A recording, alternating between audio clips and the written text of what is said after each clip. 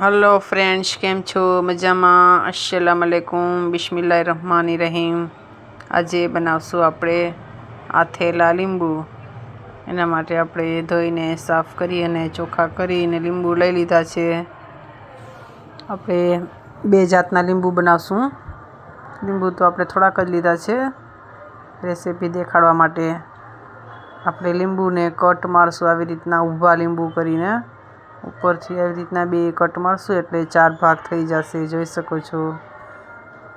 લીંબુને આપણે જો અહીંયા આ ભાગ હોય અહીંયાથી જ મારવાનો છે, આડેથી નહીં. લીંબુને ઊભા જ ચીરા કરવાના છે.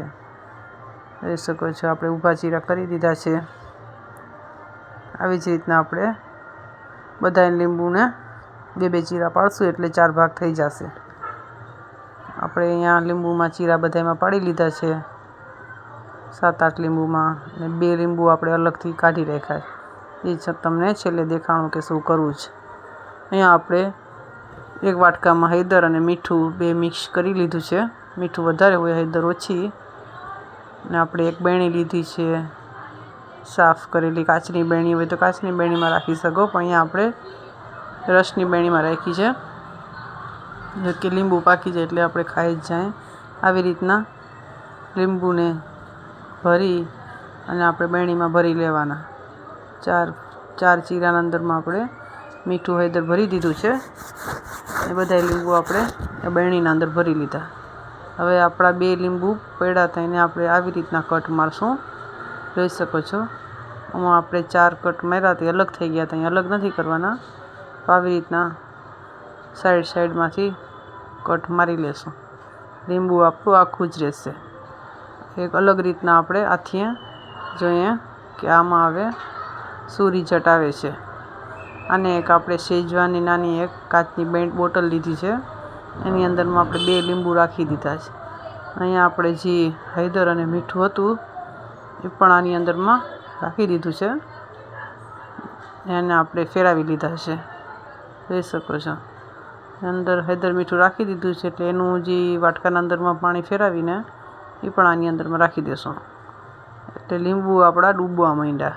2 જ લીંબુ રાખ્યા છે, એનું શું રિઝલ્ટ આવે છે પણ આપણે ચેક કરશું. એટલે જોઈ શકો છો.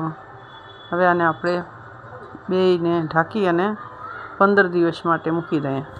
15 દિવસ પછી આપણે રિઝલ્ટ ચેક કરીએ એટલે જોઈ શકો છો. આમાંથી આપણે 2-3 લીંબુ તો કાઢીને ખાઈ જ ગયા છે બરણીમાંથી, પાકા થઈ ગયા હતા. તો જોઈ શકો છો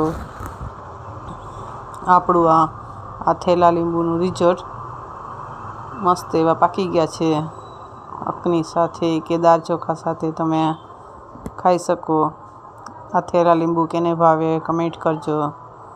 તૈયાર છે. અને આપણે જો આ 2 લીંબુ રાખ્યા હતા એને આપણે કાઢી લઈએ અને રોજ સવારના ઉઠીને આપણે હલાવતા હતા 2 બરણીઓને, બીજું કાંઈ નથી કર્યું.